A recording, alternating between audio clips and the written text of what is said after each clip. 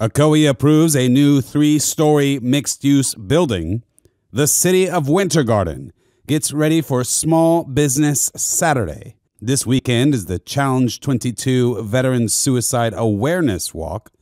And the elections are over. The votes are in. Let's talk about what the major media doesn't have the time to talk about. Our hyper-local results. The date is November 11th, 2022. We're going to go through these stories and more. Welcome to West Orange on the Go. My name is Austin Arthur, and this is where we do local news and comment. And when I say local news, I mean hyper-local. West Orange. This is your news.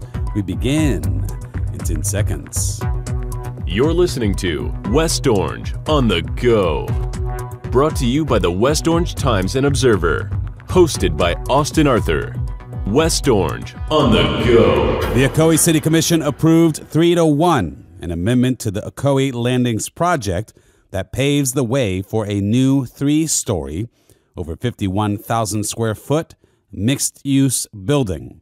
Commissioner Rosemary Wilson was absent, and Mayor Rusty Johnson dissented, expressing concerns about traffic patterns and citizens who live near the area that are against it, and that parking will be a problem. According to the applicant, the first floor will be a commercial use space, and the second and third floors of the development will be for 42 residential condominiums available only for purchase. Now, a special note here, this episode was pre-recorded on Wednesday night prior to the storm. So therefore, we will not be discussing Nicole, the storm named Nicole.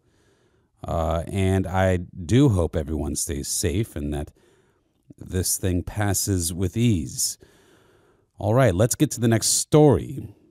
Darren Hissan has exchanged one OPD badge for another and has made the move from the Orlando Police Department to the Oakland Police Department. Now, he is the new police chief for Oakland PD. Amy Quessenberry tells us his full story this week. And might I just offer a warm West Orange welcome to our new Oakland police chief. All right. Winter Garden Fire Rescue Department engineer Charles Chuck Rich died in an off-duty automobile accident on Saturday, October 29th. He was just 35 years old. And he leaves behind his parents, his brother, his wife, and their 3 young children. Chuck was born on October 20th, 1987, at Winter Garden Hospital, and he attended West Orange High School. He became a firefighter following the footsteps of his father, who was a firefighter for 32 years. A terrible tragedy. This week, his life is written about, and I, of course, would encourage you to take a look at that. The service is open to the community, and it will be held at the Mosaic Church on Monday, November 14th at 12 p.m. All right. A tough story there. And let me segue into another place that you could read this. It's on our OrangeObserver.com. OrangeObserver.com is a great place to read all of our stories and to follow us. You can get the links to our Facebook, our Twitter page there, and follow us on social media. And, you know, I can't say enough about how important the West Orange Times and Observer is.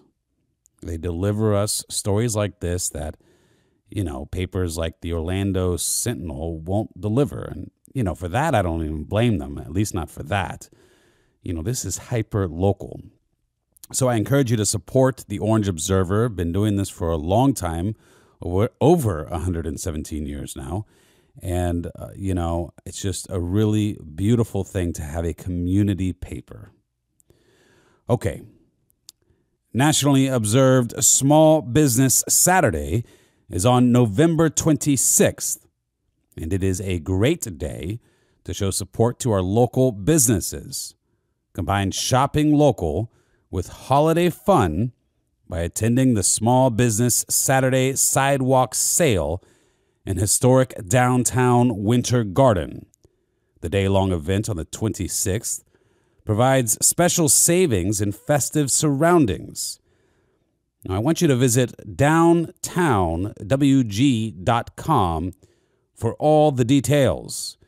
Now, that is downtownwg.com, downtown Winter Garden, downtownwg.com. All the details are there, and I hope to see you there. Let's remember to support local-owned businesses this holiday season. And you start with Small Business Saturday on November 26th. I got to tell you, it's so important to support our local mom and pop owned shops. We love downtown Winter Garden, don't we? Well, it exists because we support the businesses that are there, most of all of which are locally owned small businesses. So I encourage you to mark on your calendar November 26th, Saturday. It's a really neat event that they do downtown.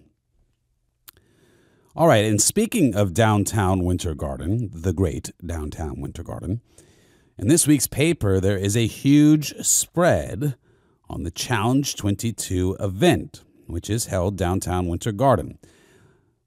Now, statistics have reported that 22 people who dedicated their lives to serving their country, decide to take their own life every single day.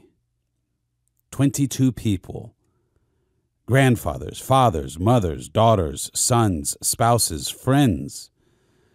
22 veterans commit suicide every single day in this country. Now, when Kurt Geis, commander of Winter Garden's American Legion Post 63, heard about this statistic, well, he didn't believe it. Quote, Challenge 22 started after I received a message in 2016 that said, "We have 22 veterans a day committing suicide, and we need to get a group of people together and go for a walk to raise some awareness." I'm not sure who sent it to me, but as the post chaplain and a retired Navy officer, I felt it was important to investigate to see if this was even true. Once I confirmed that the statistic was true, I went out and walked myself on the West Orange Trail. I didn't have time nor the relationships to get a group to go. But I vowed that the next year I would not walk alone. Annabelle Sykes tells the full story in this week's paper, and I encourage you to check it out. I am very honored myself to be on the Challenge 22 committee, and I will tell you that Kurt, well, his vow, he held to that. He certainly did not walk alone after that. Thousands have walked alongside Kurt since then. And thousands of dollars are raised every single year from this event held by the American Legion in Winter Garden. All those funds go to programs and services that help our veterans who are dealing with PTS. So the movement that Kurt began 6 years ago is powerful, and it's this Saturday, November 12th at 10 a.m. The event this year will be back at the Crooked Can, a great partner for us. Our veterans need our help. I will be there, and I hope to see you there this Saturday, November 12th at 10 a.m., the Crooked Can. Visit challenge22walk.com for all the details, challenge22walk.com. All right, and for the final page, Well, everyone is aware that the big midterm elections just took place. I'd like to get to some of the local stuff, some of the stuff you don't really hear on really not even much on the local news. I mean, you do, but obviously the national and even statewide stuff is what it really, just saturates all of the news.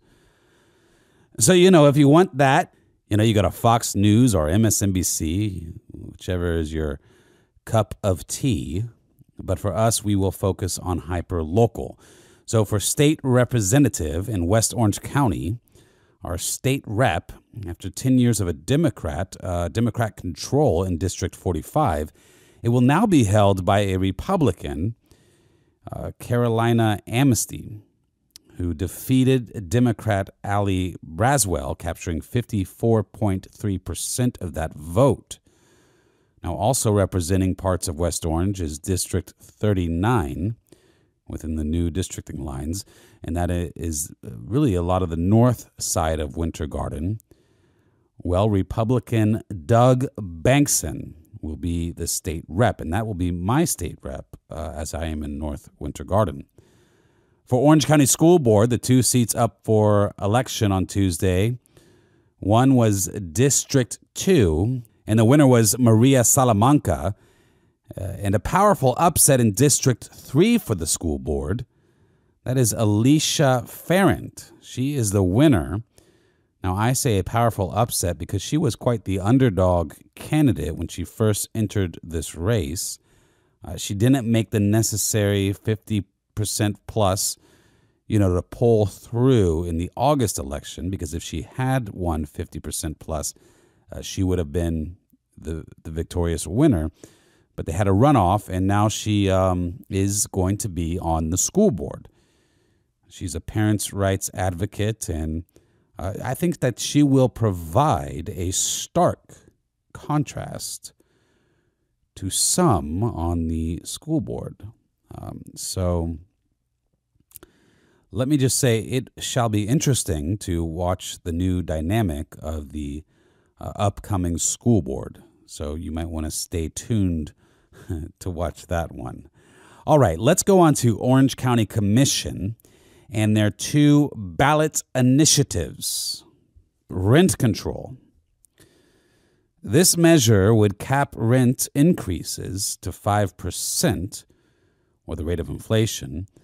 That's right. This measure would disallow, in many cases, property owners from deciding how much they can charge for their rent. Now, these controls obviously have a important purpose. There's a need for helping the housing situation in Orange County. There's issues. But they have been tried before, and it's just so strange to me. The results are always dubious when you see other cities and counties across the country doing this. It seems to me like meddling in the free market rather than, allowing the free market to answer supply and demand questions. And that's the real solution. We need to stop the red tape in Orange County. Well, anyway, the voters said yes, they want the rent control in Orange County. It garnered 58.84% of the vote. However, the results of the election shall not pass. They will not be certified. And that is because the Ninth Judicial Circuit Court last week issued a temporary injunction after an appeals court ruled the ordinance should have not been on the ballot in the first place. Now, that is due to a conflict with state law. Now, this was brought up during discussions before the Orange County Commission voted to place this on the ballot. They were aware this would be challenged. I watched the whole session myself, but they placed it on the ballot anyway. Okay, just remember that. Let's get into the next measure here.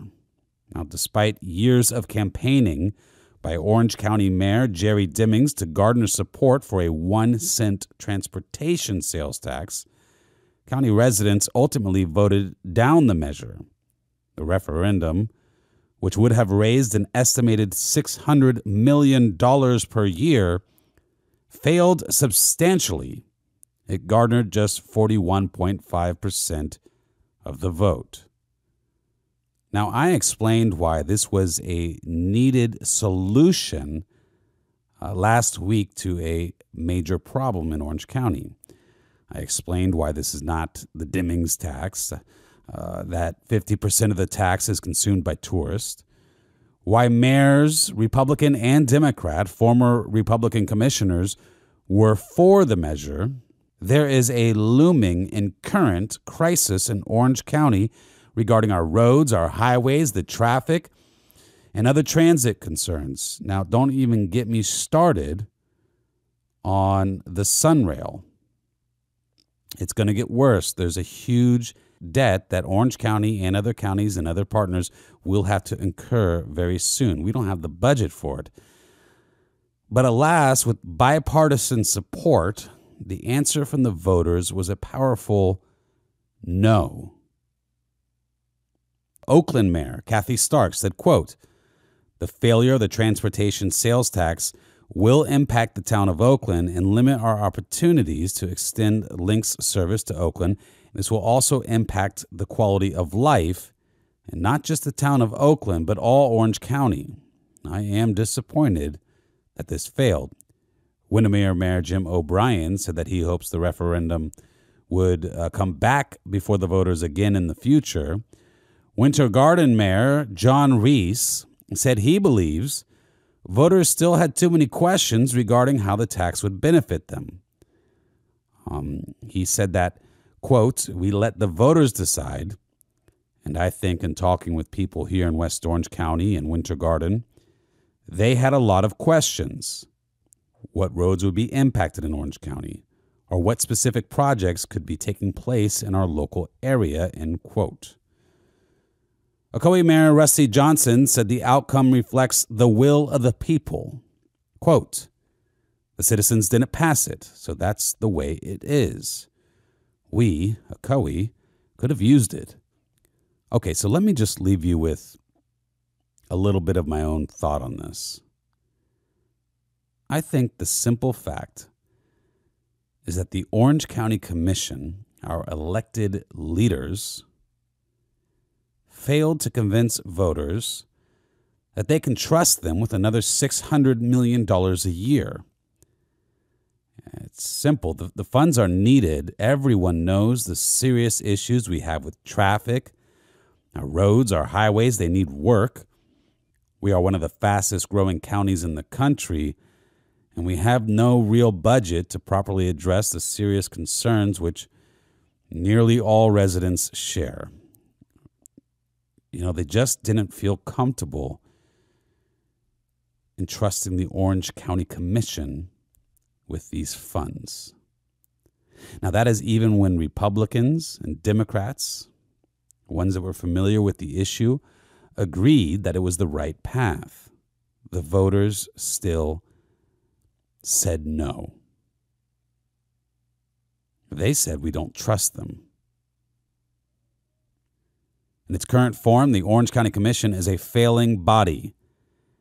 If we are going to continue to prosper and retain the communities we love, handle the growth, especially here in West Orange, then the Orange County Commission needs change.